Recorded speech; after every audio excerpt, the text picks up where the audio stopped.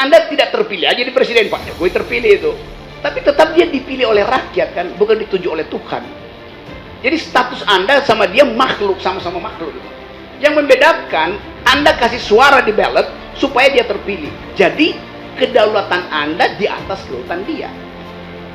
Saya lebih berhak untuk maki-maki anggota DPR karena mereka dulu pengemis. Mereka minta suara saya kok. Kenapa saya nggak boleh maki-maki dia? Sama juga presiden. Presiden kampanye minta suara saya. Ketika dia terpilih, dia adalah kacung konstitusional saya. Saya ingin negara ini ada keadilan.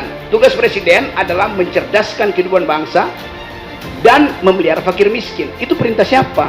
Ya perintah saya melalui konstitusi itu. Jadi kalau dia nggak lakukan, saya...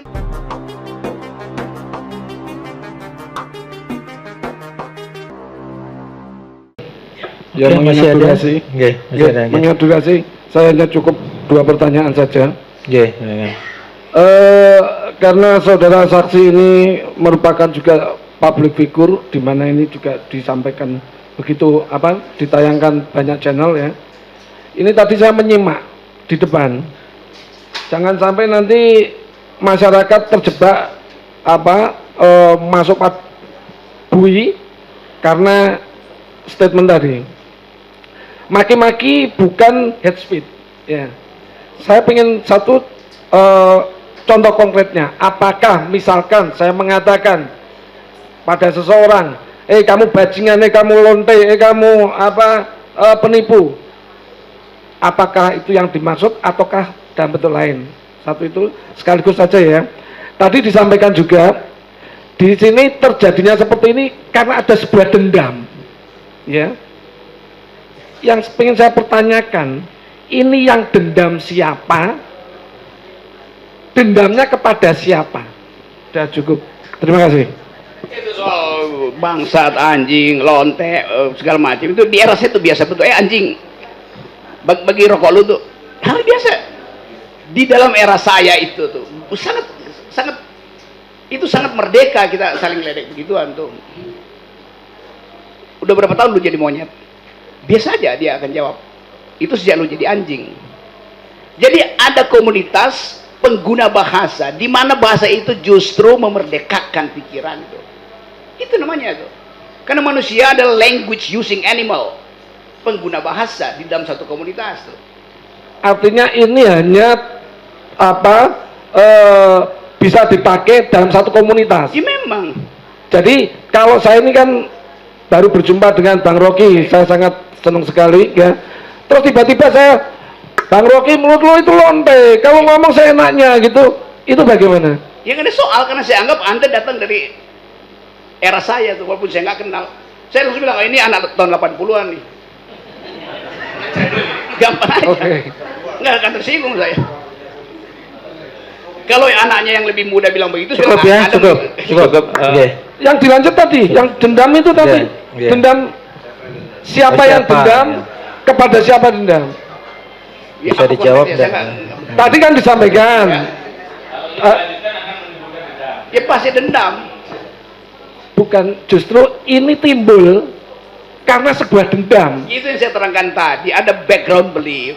Ada semacam underlying assumption di kepala jaksa bahwa 2 bajingan ini itu adalah hidupnya menghina Jokowi terus-menerus.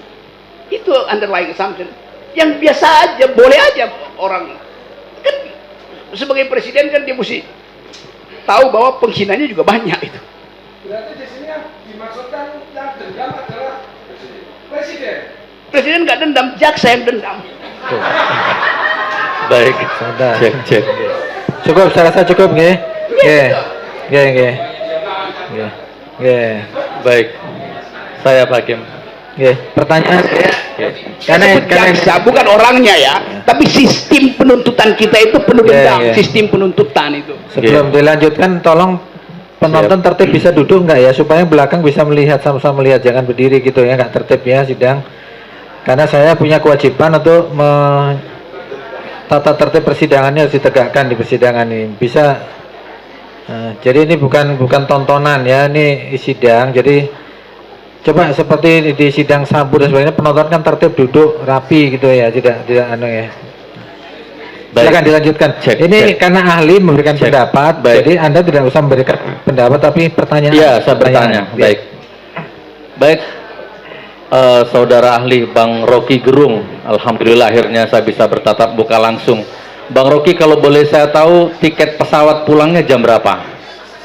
Saya biar bisa minit waktu. Jam berapa, Mas? Ya jam 4 saya mesti balik ke Jakarta. Berarti jam 3, setengah 3 sudah harus meninggalkan pengadilan ya. Baik. Saya bertanya, sebelum saya bertanya saya ingin menyampaikan statement dulu. Saya tidak marah dan tidak dendam kepada jaksa.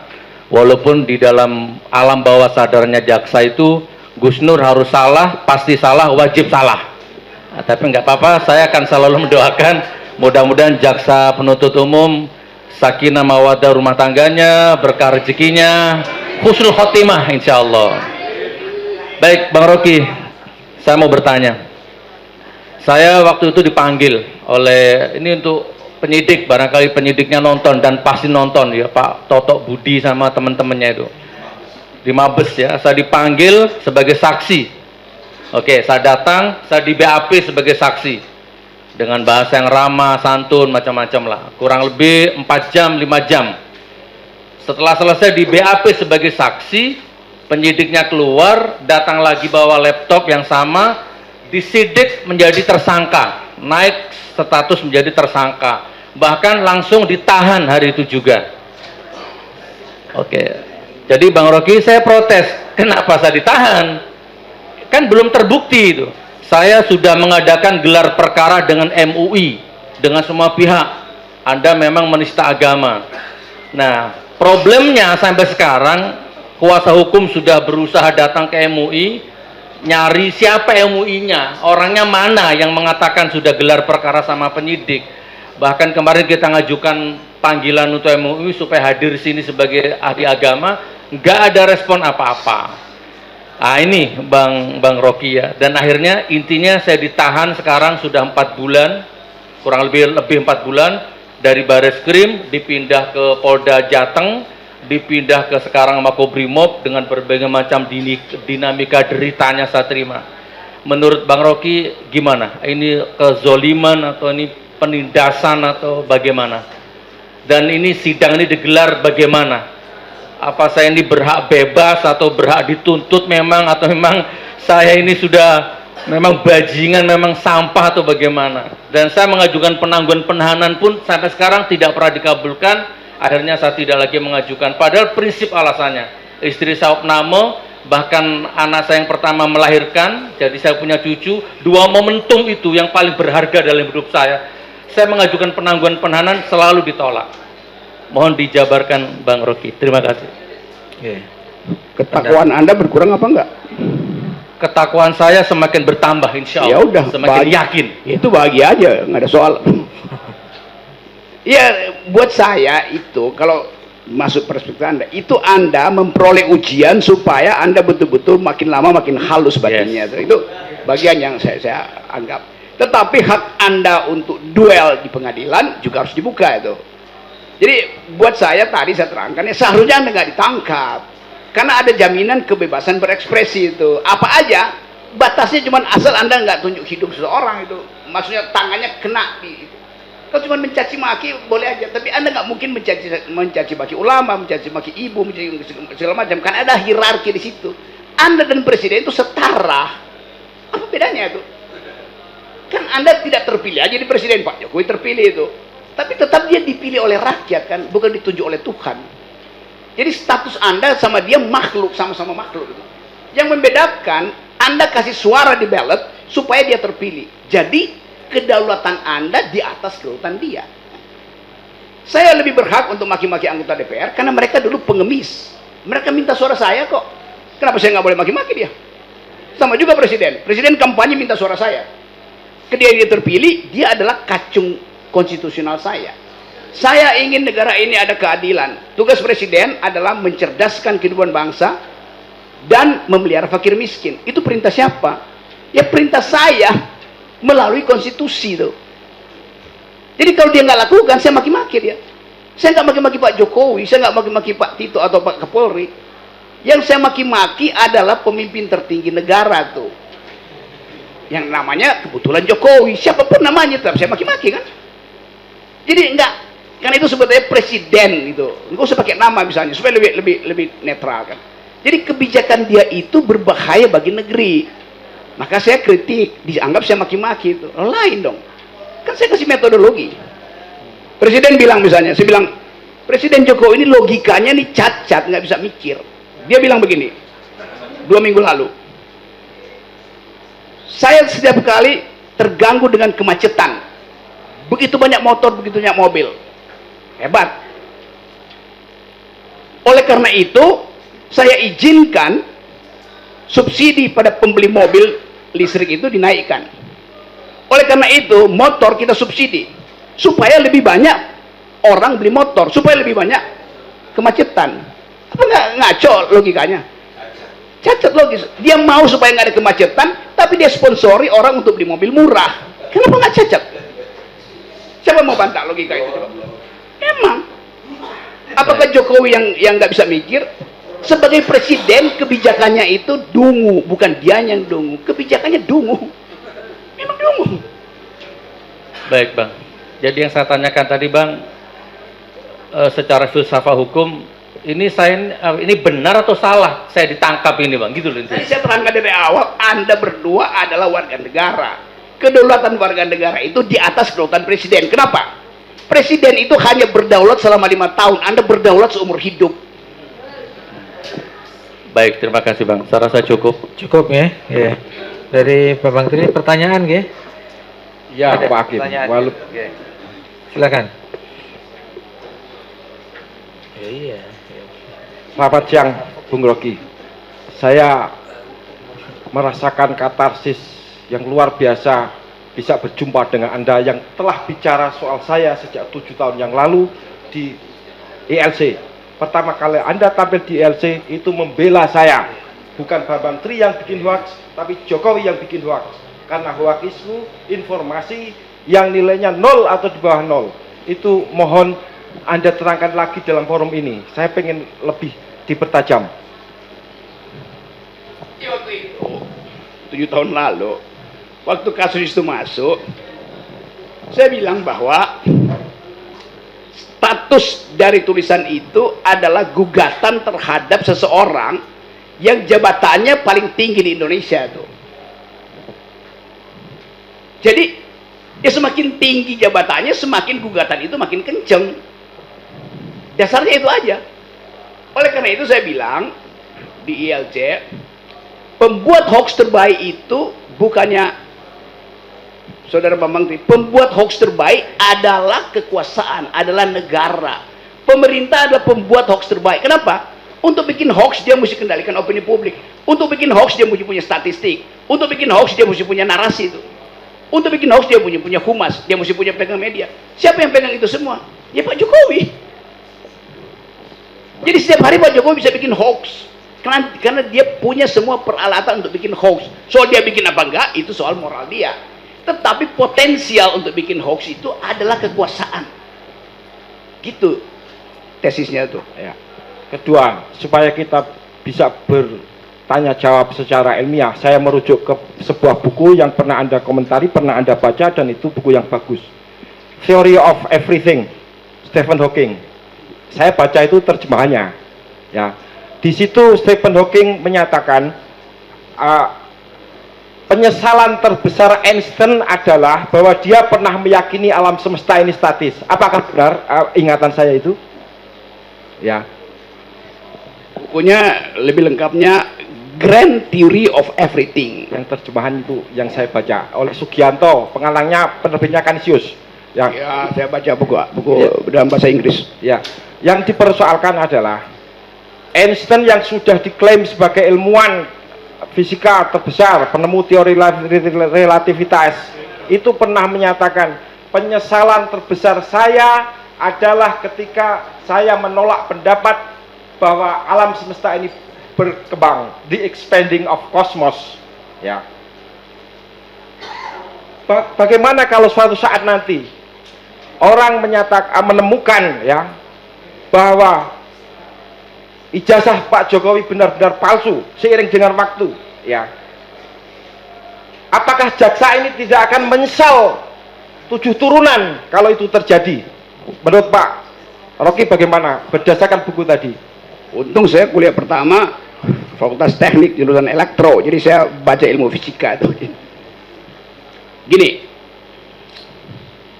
saya mesti ingat tuh pelajaran-pelajaran dasar itu. Fisika pertama namanya fisika Newton. Dia hanya berlaku di tingkat di mana gravitasi itu bisa diukur di bumi. Untuk hal-hal di atas kemampuan Newton di bumi berlaku prinsip relativity itu. Tetapi orang sering salah menerangkan antara relativity dan relativism. Einstein nggak pakai istilah relativism, relativity. Tetapi teori itu sebetulnya, ini kalau ada teman-teman yang ahli fisika coba koreksi, saya belajarnya 20 tahun lalu nih ilmu fisika tuh.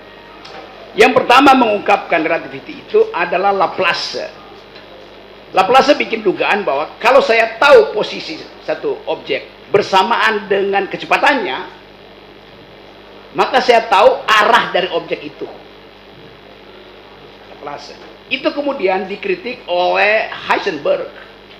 Heisenberg bilang, kalau Anda tahu kecepatannya, tidak mungkin Anda tahu posisinya. Demikian sebaliknya. Kalau Anda tahu posisinya, tidak mungkin Anda tahu kecepatannya. Semua itu kemudian diucapkan kembali dalam formula dari Einstein. Karena semuanya bisa berubah, karena fungsi dari massa itu adalah mc square. Sehingga perubahan-perubahan yang diukur itu bisa berubah juga di tempat yang lain. Nah, sekarang ada teori lain, ada parallel universe, macam-macam string teori itu. Tetapi prinsipnya ilmu fisika pun berubah paradigmanya tuh. Yang kita sebut sebagai teori paradigma yang dibuat oleh Thomas Kuhn, bahwa paradigma itu menuntun riset-riset teknisnya tuh. Jadi bahkan ilmu fisika berubah. Yang nggak berubah itu adalah matematika. Yang nggak berubah itu adalah keyakinan tentang Tuhan, itu nggak berubah. Jadi itu betul tadi. Seandainya suatu waktu, apalagi ilmu hukum, apalagi bukti yang sedang dicari, tiba-tiba bisa berubah. Lalu yang disebut pembuat hoax adalah jaksa. Kan bisa begitu tuh yang terjadi. Jadi itu prinsipnya. Maaf ya, saya terangkan ilmu fisikanya karena Anda bicara soal buku-buku ini. Sampai sekarang saya masih baca buku fisik. Jadi pertanyaannya, apakah kita bayangkan fiksinya? Apakah nanti kalau ijazah Pak Jokowi terbukti secara terang benderang palsu setelah ada uji forensik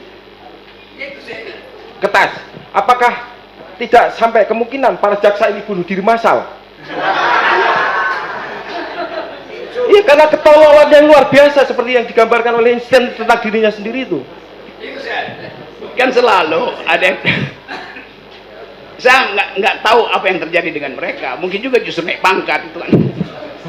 Kan apa namanya, anything goes itu. Kalau bahasa lagunya kue sera-sera, the future's not ours to see.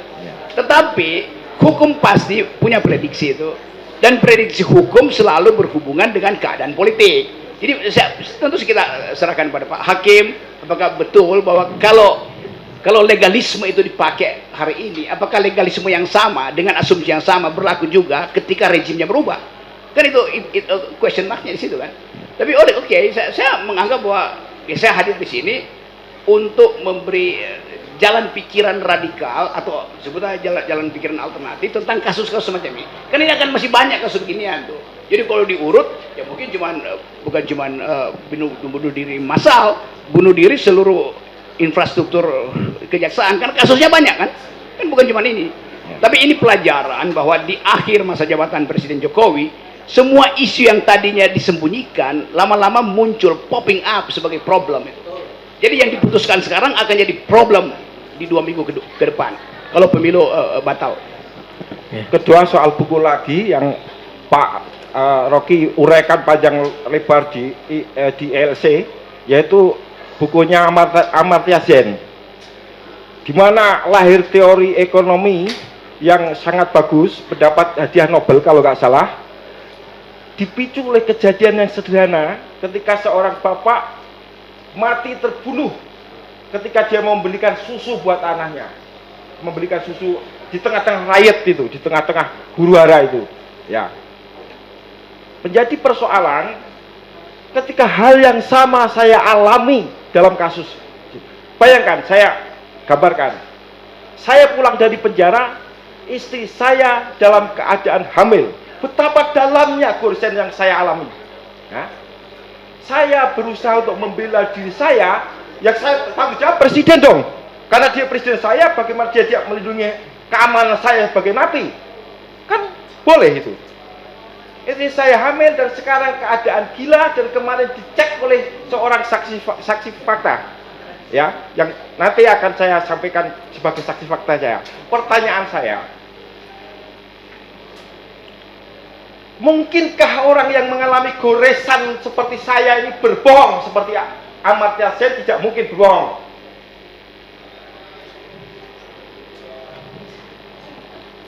Pertanyaannya kemungkinan ya. Ya. Monggo bisa dijawab. Saksi ahli hanya berpendapat, monggo pendapat ahli gimana? Saya dulu juga mengajar mata kuliah judulnya filsafat dan psikoanalisa. Ada satu teori di dalam psikoanalisis bahwa yang diendapkan di bawah sadar itu yang benar itu. Teori Freud. Sekarang kita mau cari tahu kuncinya di mana yang biasa disebut Freudian key dalam kriminalitas itu. Kalau seseorang pada akhirnya memperlihatkan kejujuran dengan konsekuensi yang panjang, maka kita mesti duga dengan kuat bahwa dia sudah menghitung itu karena konsekuensinya panjang. Jadi dia menganggap bahwa buat apa saya bohong kalau konsekuensinya sampai soal keluarga saya terlantar. Itu namanya kalkulasi eksistensial di dalam cara seseorang menghayati core self-nya. Tadi saya kasih cerita tentang Brutus dan Caesar. Brutus teman baik Caesar. Dia tahu kalau dia patuh aja pada Caesar, dia bisa jadi duta besar, dia bisa jadi Menko Polhukam tuh. Tetapi hati nurani Brutus mengatakan, Anda teman baik gue, kenapa Anda hianati ide republik? Brutus tahu kalau dia bunuh Caesar, dia juga akan mati, Brutus ini. Tetapi dia ambil risiko itu, dan dia tahu bahwa dia akan dicaci maki sebagai pengkhianat. Setelah berabad-abad, baru bisa diterangkan bahwa Brutuslah pahlawan, Caesar itu bajingan. Karena dia mengkhianati ide publik republik. Tapi kemudian nanti ada keterangan lain bahwa Brutus sebetulnya adalah anak dari Julius Caesar, karena Caesar itu kerjaannya adalah ngewek dengan semua istri pejabatnya. Saya pakai istilah itu supaya lebih mudah tuh. Hobi Caesar adalah menyetubuhi istri-istri pejabatnya. Salah satu yang dia setubuhi adalah ibunya Brutus. Jadi kalau kita gambarkan peristiwa ini di kepala kita, ini bisa jadi sinetron panjang gitu. Tentang kemaksiatan politik Indonesia. Hal ini sekarang dibuka di dalam soal polisi kan macam-macam isunya kan. Isu seks masuk di situ, isu narkoba, isu penyalahgunaan jabatan. Jadi dalam satu peristiwa kecil ada semua variabel tentang kebiadaban itu bisa masuk di situ. Itu yang dialami oleh saudara Bambang Tri, sehingga dia ekspresinya itu betul-betul eksistensial. Cara dia menatap saya, gemetar dia ngomong. Jadi saya hanya bisa membantu mendudukkan soal ini dari semua perspektif pengetahuan yang pernah saya pelajari dan saya pertanggungjawabkan. Assalamualaikum warahmatullahi wabarakatuh. Waalaikumsalam. Saya cukup nih. Satu lagi belum.